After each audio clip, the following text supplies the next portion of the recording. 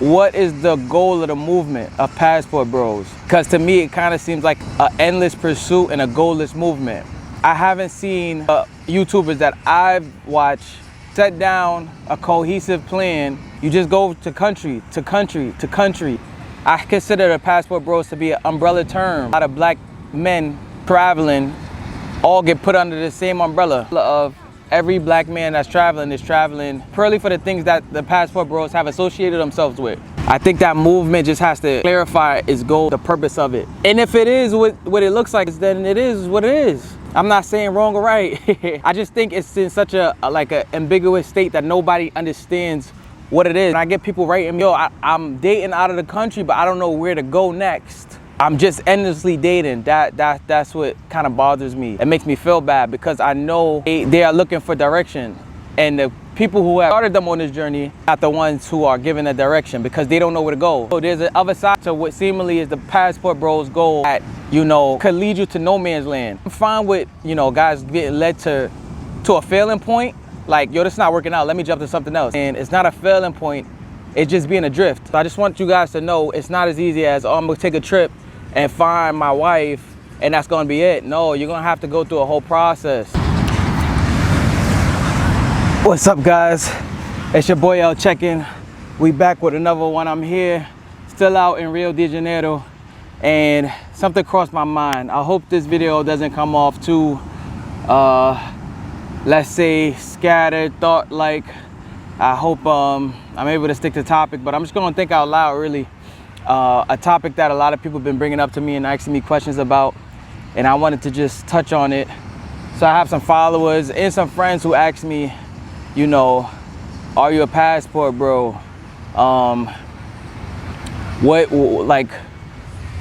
What is the passport bro movement doing, and is it the right way to go? So look, I can only say this. I don't define myself as a passport bro, and it's mainly because I don't know what a passport bro is. So when my friend asked me this, it took me some time to think, what is the goal of the movement of Passport Bros? Because to me, it kind of seems like a endless pursuit and a goalless movement. Why do I think that?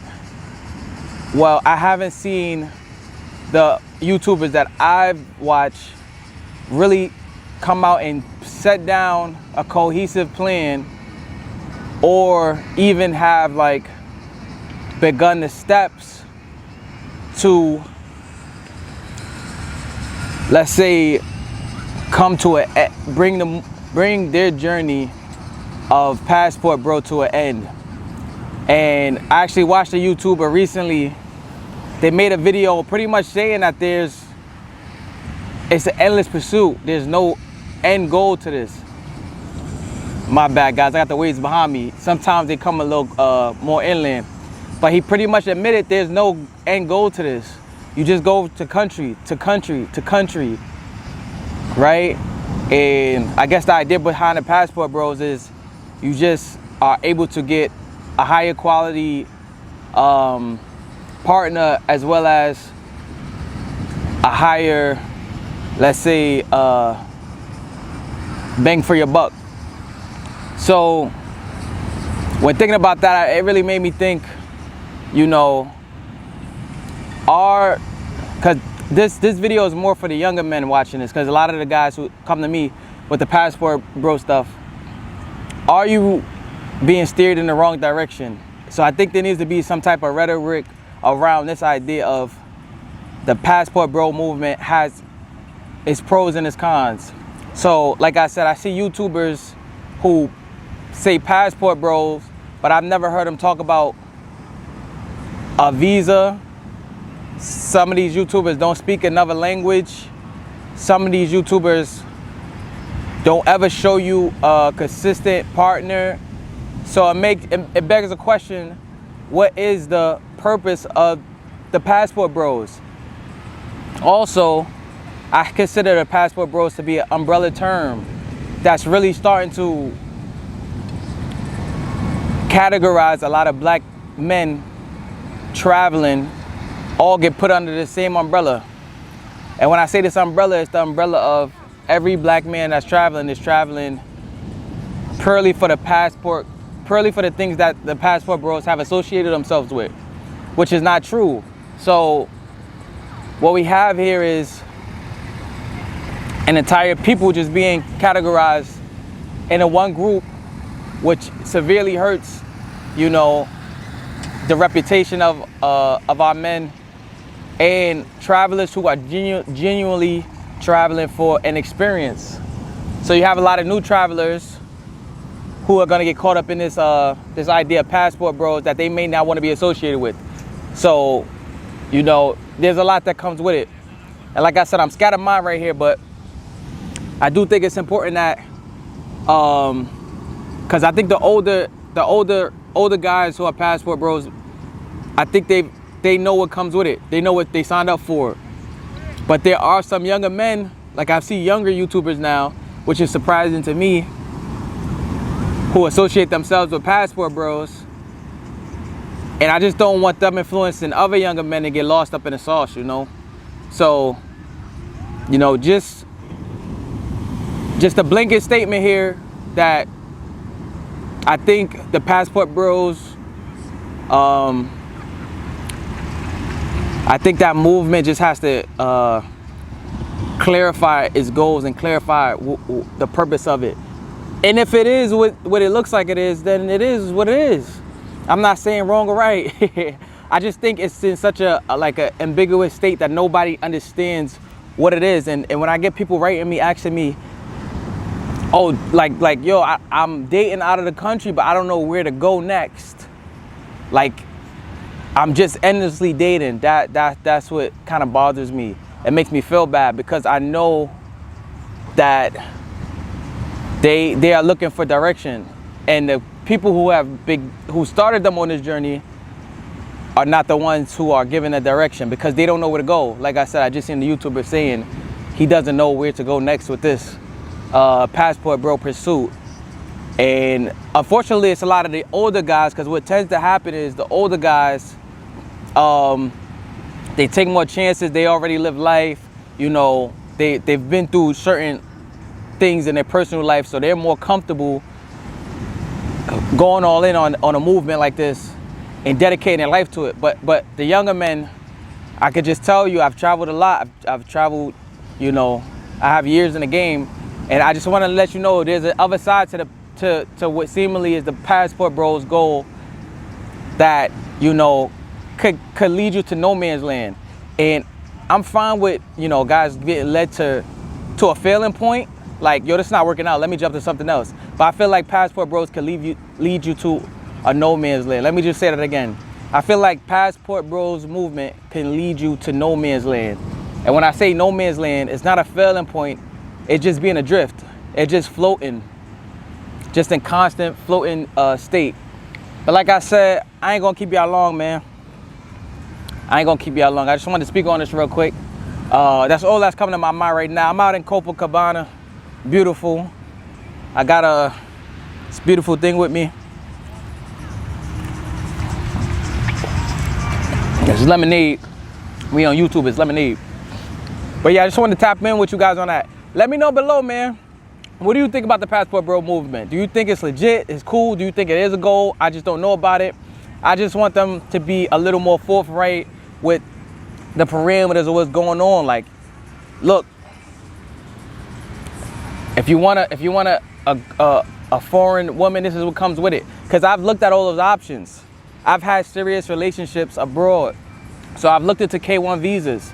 I looked into importing, right? Important relationship. Like, it's so much that goes into it financially, emotionally, process-wise. Like, so you could really be getting yourself into something that's way deeper than you thought it was going to be. And that's what I don't want. So I just want you guys to know it's not as easy as, oh, I'm going to take a trip and find my wife and that's going to be it. No, you're going to have to go through a whole process. And different countries have different processes. And I've been on that side of the field, and it's not 1, 2, 3 as you see on TV shows and movies. There's a process, and both governments will do their due diligence on the situation. So it's just something I want to throw out here. I'm cooling, man. Copacabana at night. I may walk around for you guys a little bit, but I just want to come out here, say my piece. More into the financial part of it. When more than 9 times out of 10, when your relationship comes from abroad, there's gonna be a startup component to it. That partner is gonna heavily lean on you for maybe the first 2 to 3 years. So you need to be comfortable knowing that you could pay or provide for a household or for one income for 2 people at least. You have to be comfortable with that. And you need to make that clear to her as well, right? Because more than likely when she first comes, unless you live in a place that, like Miami, where there's so many people of foreign backgrounds with that job demand as well. Because you got other places where there's a lot of diversity, people from other countries, but you don't have the demand for that language. Like Miami is a great space to have a relationship with somebody from abroad, because they'll be able to almost be able to contribute immediately. But in other places, if you're in Kentucky, I don't know how many jobs it's Spanish only. A lot of them going to be both English and Spanish, bilingual. That's very good. But I don't know how many is going to be Spanish only. So it's going to be my bad, my camera died.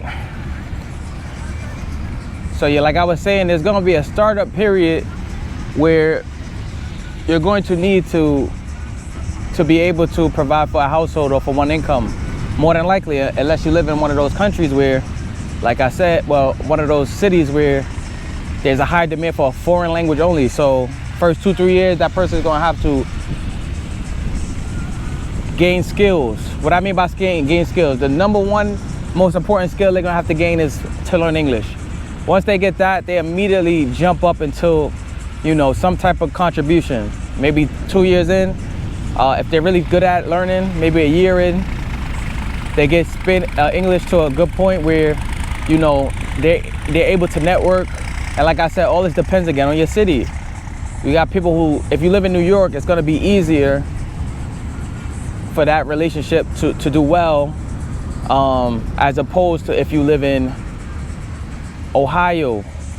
It's going to be a little easier because you can network. I know, like, home health aides out in New York, they have some Spanish speaking only. So all of this stuff depends. So this is what you got to think independently and not look at YouTubers to guide you, because you'll be here thinking passport bro.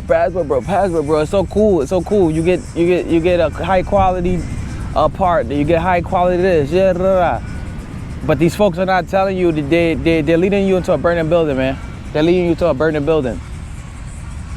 No, not even that. They're leading you to a boat astray. Because the burning building is understandable, because you'll reach an endpoint and realize you got to turn back.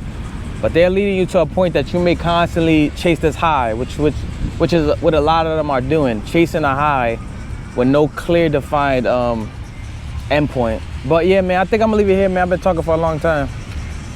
I hope you guys like this video. If you haven't already, let me know below about the Passport Bro movement, what you think about it.